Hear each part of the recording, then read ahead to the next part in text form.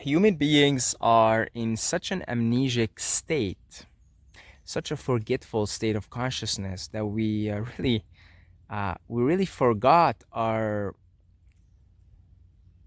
probably special status on this planet, because we have this thing, this mind, which allows us to be capable of complex behavior. And so things that manifest out of that complexity are things like language, complex language, and poetry and art and humor.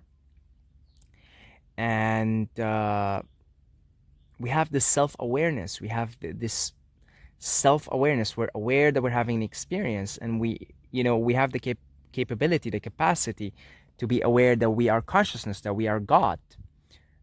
And so we have the mind, and so we are capable of manipulating reality. We are capable of reshaping reality, something that most animals, maybe dolphins, I don't know, dolphins seem very interesting. Dolphins might be like the humans of the ocean. They may be sort of like the caretakers of the ocean, and we may be like the caretakers of the land. So maybe dolphins. But for the most part, animals don't have uh, the capability, the capacity to, be self-aware, to sort of see themselves objectively. They don't have that. We do. We can look at ourselves objectively. We could make decisions. We could wake up today and say, I'm going to do something different than I did yesterday. I'm going to rewrite my story. I'm going to rewrite reality. I'm going to reshape reality. And that's very extraordinary. That's very, very fascinating. It really is. It is extraordinary to be a human being. Don't take that for granted at all. At all. We have the co-creative capability. And in many ways, it is our words that are our magic wands. If you've ever seen Harry Potter, they got these magic wands and they do the spells and everything. Our magic wand is our language, it's our words, and that's what shapes and reshapes reality. You see, that's again, like most animals don't have that. Dolphins, again, maybe dolphins. But again, that's maybe us and dolphins. Maybe there are a few other species as well, we don't even know, or we really don't know much. Nevertheless, the way you could shape and reshape reality is through words. And so we have that capability. That's our magic wand. And most of us are not taught to use this magic wand. It's kind of like having a Lamborghini in your garage, but you just don't know how to drive it. You don't know how to drive manual. You don't know how to drive it, right? You don't know how to drive it. Let's go back here. Okay, there we go. Video back in. So yeah, we don't know how to use it. We're basically, all of us are like, we have a Lamborghini parked in our garage. We just don't know how to use it. We don't, and I mean, it's kind of useless, isn't it? To have a Lamborghini but not drive it. I mean, talk about uselessness. God, I got a Lamborghini. I want to know how to drive it. I want to drive it. I don't want it sitting there in my garage collecting dust. And that's what, for most of us, our minds are doing. They're collecting dust. They're sitting in the garage here doing absolutely nothing. And they're such powerful mechanisms. In fact, they're generating the reality that you're perceiving right now. They are the one directly responsible. Your mind is the one directly responsible for generating the movie, the reality that you're perceiving, and all the pleasantness and the unpleasantness associated with it. And it's just that somebody else has put in the programs, the softwares for you, aka society, and you're running off these programs. That's all that's going on. You're running off these programs. What is going on here? Is that an ant? Anyway, so my eyes are closed because it's sunny, in case your genius mind is collecting dust and hasn't figured that out. So it seems to me that it is our responsibility towards ourselves, and by default towards our fellow beings, all of beings, to learn how to use this mind, which creates reality, because mind precedes matter. Mind creates matter. And if you actually go as far as really, really learning, digging deep, like imagine, uh, I don't know, take a skill that you put in so much effort into. Like for me, for example, let's see, I'll use calisthenics, because when I was at the height of my calisthenic career, I was really doing some impressive things. Like body wise, I was really doing some very impressive things. And I had put in probably a good 3 years of practice, diligent practice, dedicated practice, where I would, even think about the moves and visualize them and prepare for them, in outside the gym. And in 3 years, I did quite a bit of impressive things. And I reckon, had I put in another 3 years, I might have gotten to the same level of professional gymnasts, because I was already at the level where I was now like learning how to do backflips and stuff, or front flips. So, but then I stopped. But nevertheless, 3 years I put in was pretty impressive. Now imagine, take a skill that you put in a lot of work into, and imagine putting in as much work into your mastering your mind as you put into that skill. And in fact, imagine putting more effort into mastering your mind than that skill that you have put in a lot of time to master, or to at least get to a pretty decent level in. And then imagine what you could do. And what you could do, my friends, is you could, had ye but faith, you could move mountains, is what Jesus said. Is you could really move mountains if you really, really mastered this mind. Uh, and so when you realize that, then you say, well, okay, really, like, I guess I'll just do that then, because if my mind is the source of all my happiness and all my misery, and if it's the source of all my everything that I perceive, then I'm going to change my mind. I'm going to pick up the manual, and I'm going to really read it, and it's going to be very confusing in the beginning. You read it and it's like, what is this? Like, you don't understand anything in the manual. Like, you don't understand it. It's like gibberish.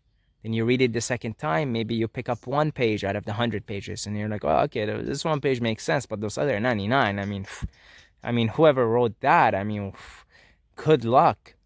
And then, you just sort of start to familiarize yourself with the mind, and how it works, and how it responds, and how you can change it, and how you could, sort of plug into different realities. And pretty soon you could walk on water like Jesus.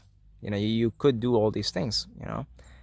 And the interesting thing that happens, though, at that level, is you're also given the wisdom not to move mountains. It's like a paradox, because why would you move mountains? Like, they're just there perfectly. It's like, it's such a funny paradox. Nevertheless, you could do like other stuff. Like, you could move mountains, by the way. You really can. You can move mountains. Uh, I mean, that this thing is an illusion. It's a total illusion. It's all in your mind. It's all in your head. It's all in your head. It's all in your head. And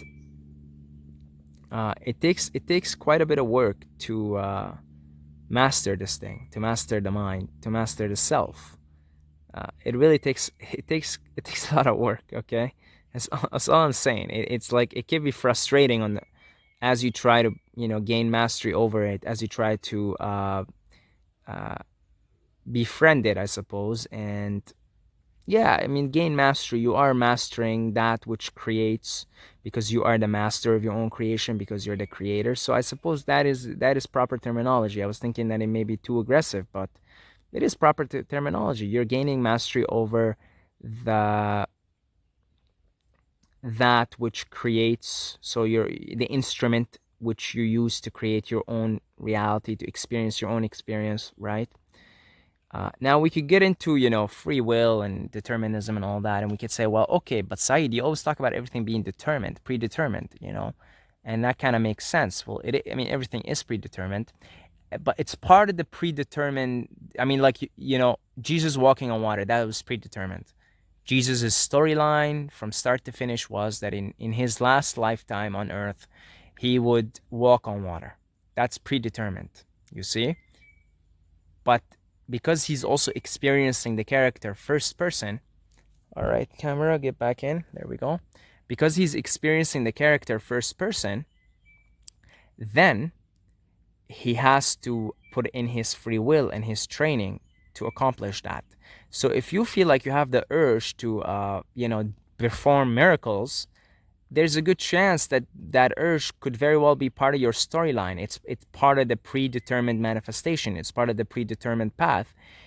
And now you're feeling the urge to begin to, perform miracles, do things that are out of the ordinary reality, and they're not really miracles. They're just the way it is.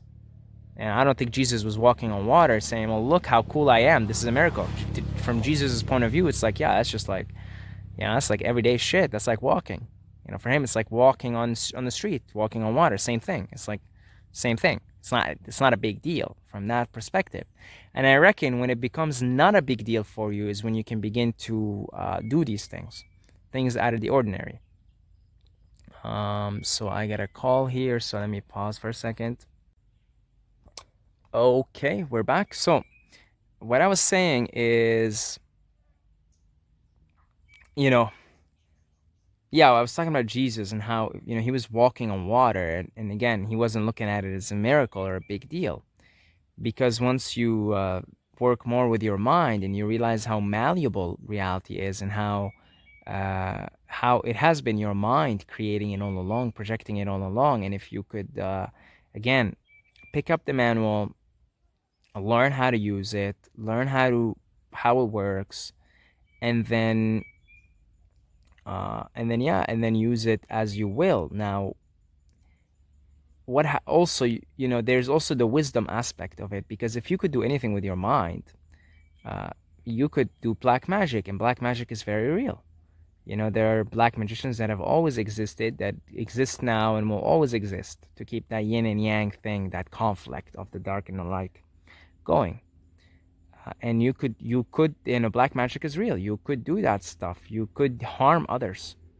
You could harm others with your magic. So it also takes some wisdom to use that, to use these cities, these powers, right? And they're often looked down upon in a lot of the, the religious circles. Cities, powers. Don't do that stuff.